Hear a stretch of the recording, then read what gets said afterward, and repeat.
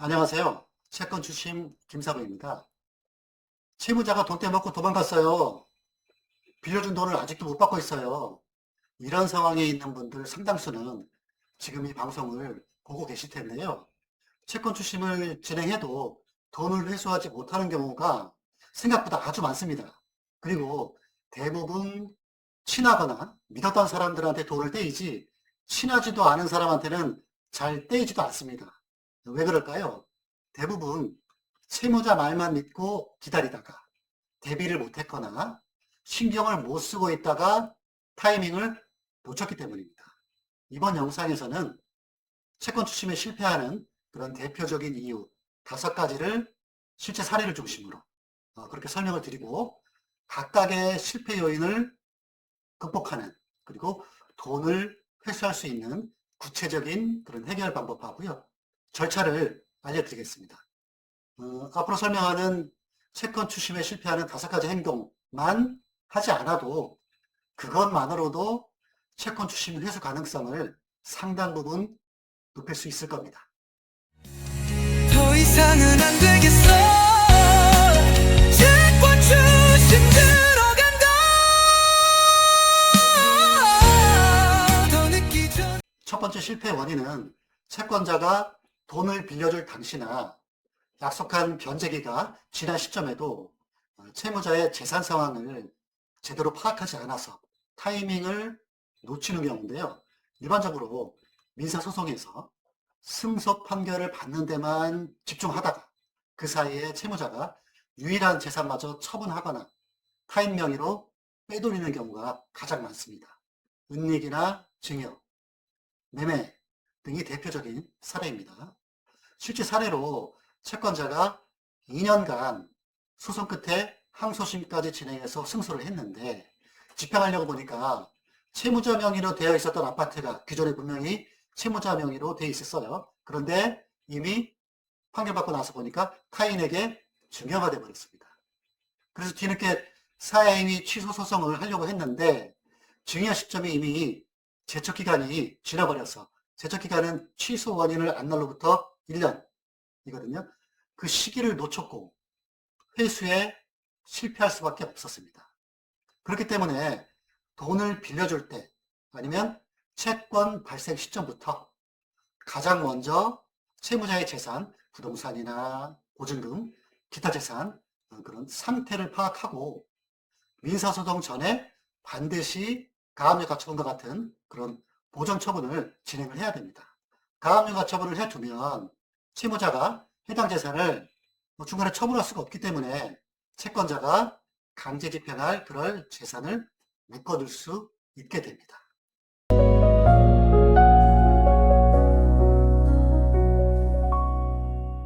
두 번째로 채권에는 소멸시효가 있는데요. 일반적인 그런 개인들 간에 빌려준 돈, 그런 대여금은 10년이지만 상거래 채권, 예를 들어서 물품대금, 미수금 이런 거는 3년, 공사대금 3년, 그리고 의료비 이런 건 1년. 이렇게 채권의 종류에 따라서 시효가 다른데 상당히 짧습니다. 채권자가 이걸 놓치고 법적 조치를 미루면 채무자는 소멸시효 완성으로 빚을 갚을 의무가 사라지게 됩니다. 즉 소멸시효 완성으로 나중에 소송을 해도 패소하는 그런 상황이 발생을 합니다.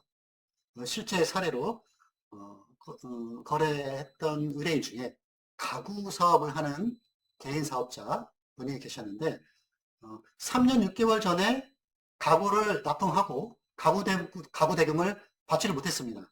채무자가 계속 갚겠다 말만 하면서 차일피일 미뤘는데 이 말만 믿고 이 채권자는 계속 기다리다가 결국 소송을 제기했는데 재판에서 채무자가 소멸시효 완성을 주장해서 전부 패소했습니다.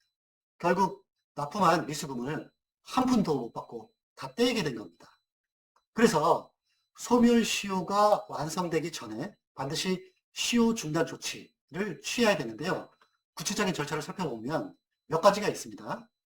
시효 중단 사유, 첫 번째로 청구, 소송 제기를 말하는 건데요. 가장 확실한 방법입니다. 그 다음에 압류나 가압류, 가처분 이런 강제집행 조치들을 취하면 됩니다. 그리고 세 번째로 승인이라고 있는데요.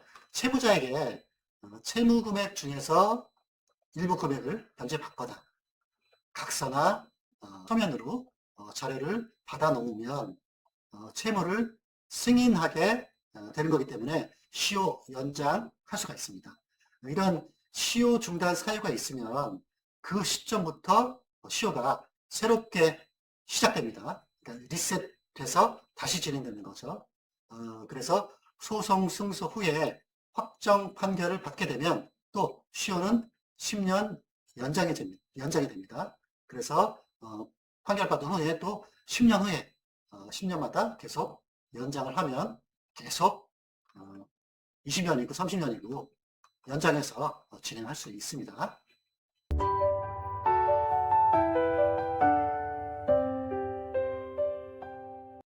세 번째로 많은 채권자분들이 판결문만 받으면 채무자가 돈을 갚겠지? 이렇게 생각을 하고 집행 절차에 소극적인 편인데요. 하지만 판결문은 채무자가 돈을 갚아야 한다는 걸 법적으로 확인해 준 그런 서류일 뿐이지 실제 돈을 받아오는 건 강제 집행 절차입니다. 실제로 채권자가 승소해서 판결문은 받았는데 판결이 나왔으니까 채무자가 곧 갚겠지? 이렇게 생각을 하고 기다렸는데 몇 달이 지나도록 채무자는 연락도 없고 돈을 갚을 생각도 없고 결국 채무자가 사업하는 사업장에 재고 물건들이 많이 있었는데 이 재고 물건들에 대해서 유체동산 압류를 진행했더니 이미 채무자는 돈 되는 물건들은 모두 빼돌린 상태였습니다. 집행할 물건이 없어서 결국 집행불능으로 끝났고 채무자의 다른 재산도 없어서 판결문은 결국 휴지 조각이 돼버렸습니다. 이렇게 판결문을 받았다면 주저하지 말고 채무자를 봐주지도 말고 즉시 채무자의 실효성이 있는 그런 재산에 대해서 채무자의 상황에 따라 적절하게 강제 집행을 적극적으로 진행해야 됩니다. 구체적으로 예시를 보면 채무자의 직장을 한다면 급여 압류 신청을 하고 채무자가 전세나 월세로 거주한다. 그러면 임대차 보증금을 압류 신청을 하면 되고요. 채무자가 부동산이나 자동차 소유하고 있는 걸 알고 있다. 그러면 그거에 대해서 강제경매 신청을 하면 되고 채무자가 식당이나 무슨 가게를 운영한다. 그러면 카드 매출 채권이 분명히 발생할 테니까 카드 매출 채권 압류 신청을 진행하시기 바랍니다.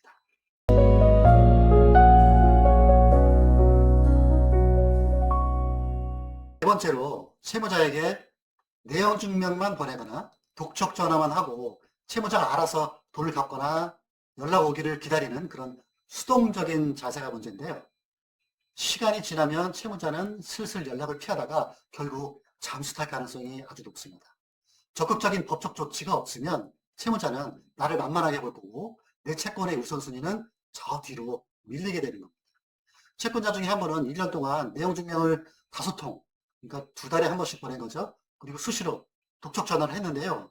채무자는 처음에는 차인필 미루더니 이후 채권자 전화번호를 차단해버렸고 결국 채무자는 차인필 미루는 동안 시간을 벌었고 그동안 사업장을 정리해버리고 연락이 두절됐습니다. 시간만 허비하고 채무자의 소재와 재산 파악이 더 어려워진 겁니다. 그 해결책으로 채무자에게는 법적 절차의 시작 그 자체가 채무자에게 가장 큰 심리적 압박을 가하기 때문에 소송이나 강제집행 절차를 통해서 채무자를 법정에 서게 만들고 상황을 회피할 수 없게 그렇게 만들어야 합니다. 구체적인 절차로 직위명령이나 소송 제기를 통해서 법원 소리가 채무자에게 송달되게 그렇게 하고요. 이게 강력한 압박 수단이 될 수 있습니다. 그리고 판결을 받은 후에 즉시 강제집행해서 압박하고 신용적으로 압박하고 채무불이행자 명부 등재 신청 등을 통해서 적극적으로 채무자에게 심리적 압박을 가해야 됩니다. 다른 돈은 몰라도 내 돈은 먼저 갚아야 돼 라는 인식을 채무자에게 심어줘야 됩니다.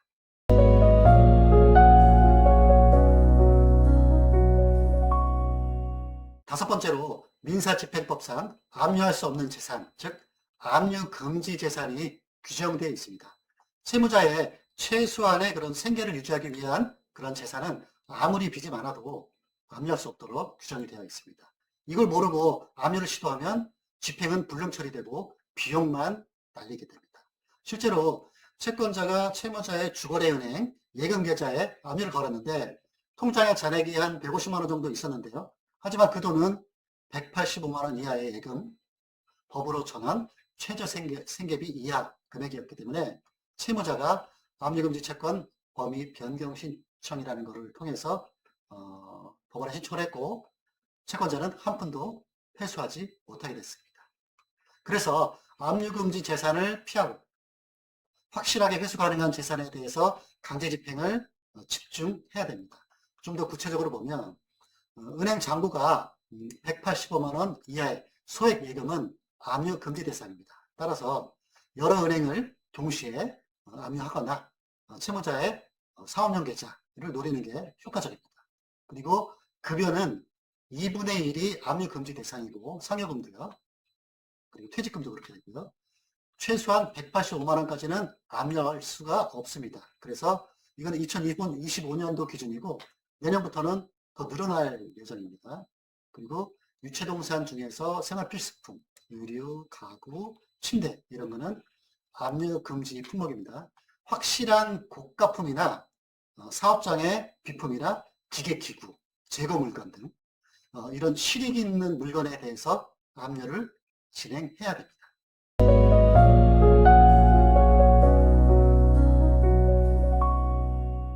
자, 오늘 영상 다시 한번 핵심을 요약해 보겠습니다. 첫 번째, 재산 파악은 즉시 진행을 하시고 채무자에게 재산이 있다면 소송 전에 반드시 가압류나 가처분으로 재산을 묶어두고 그렇게 하고 시작하시기 바랍니다. 그리고 두 번째, 소멸시효를 확인해서 시효가 끝나기 전에 소송 또는 압류 절차를 진행해서 시효 중단 사유를 만드시기 바랍니다. 그리고 세 번째, 판결문은 시작일 뿐이고 채무자의 상황에 맞는 그런 맞춤형 강제 집행으로 실질적인 회수에 집중을 하시기 바랍니다. 그리고 네 번째, 적당히 기다리기만 하는 그런 수동적인 대응은 절대 안 됩니다. 지급명령이나 소송 이런 적극적인 법적 절차를 진행해서 채무자를 압박해야 됩니다. 그리고 다섯 번째, 마지막으로 압류 금지 대상 재산에 대한 그런 강제 집행을 피해야 됩니다. 채무자의 실익 있는 재산에 대해서 선별적으로 압류하는 그런 선택과 집중을 하시기 바랍니다. 채권 추심은 정보 싸움이자 속도전입니다. 오늘 알려드린 그런 실무 노하우를 바탕으로 여러분의 소중한 채권을 반드시 회수하시기 바랍니다. 여러분들 개인적인 사건들에 대해서 궁금하신 게 많으실 텐데요. 전화 상담으로 충분히 해결할 수 있습니다. 부담 없이 전화 주시면 그 개개인에 맞는 그런 적절한 해결책을 제시해 드릴 수 있습니다. 부담 없이 전화 주시면 됩니다. 지금까지 채권 추심 김섭이었습니다. 시청해 주셔서 감사합니다.